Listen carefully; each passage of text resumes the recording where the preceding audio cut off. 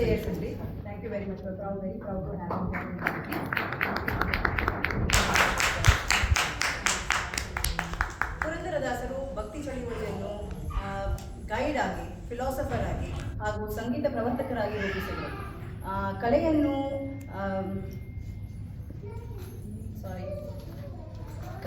ಹಂಪಿಯಲ್ಲಿ ನೆಲೆಸಿದ ಅವರು ದೈವ ತತ್ವಶಾಸ್ತ್ರ ಮತ್ತು ಸಾಮಾಜಿಕ ವಿಷಯ ಕುರಿತು ವಿಚ್ ಇಸ್ ವೆರಿ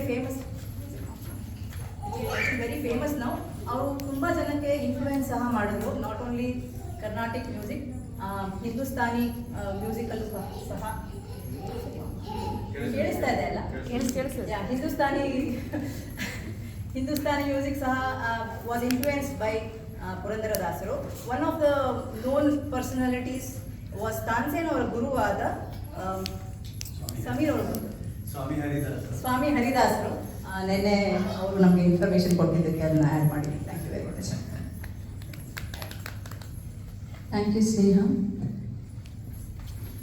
ಬಸವಣ್ಣನವರು ಅಡಿಪಾಯ ಹಾಕಿದ ಅನುಭವ ಮಂಟಪ ಆಧ್ಯಾತ್ಮಿಕ, ಆರ್ಥಿಕ ಮತ್ತು ಸಾಮಾಜಿಕ ಸಮಸ್ಯೆಗಳನ್ನು ಬಹಿರಂಗವಾಗಿ ಚರ್ಚಿಸಲು ಅವಕಾಶ ಮಾಡಿತು.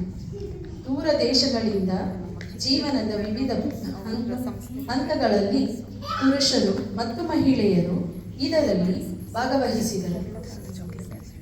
ಈಗ ಹಾಡಲು ಬರುತ್ತಿದ್ದಾರೆ ಕೃಷ್ಣಸ್ವಾಮಿ ಅವರು.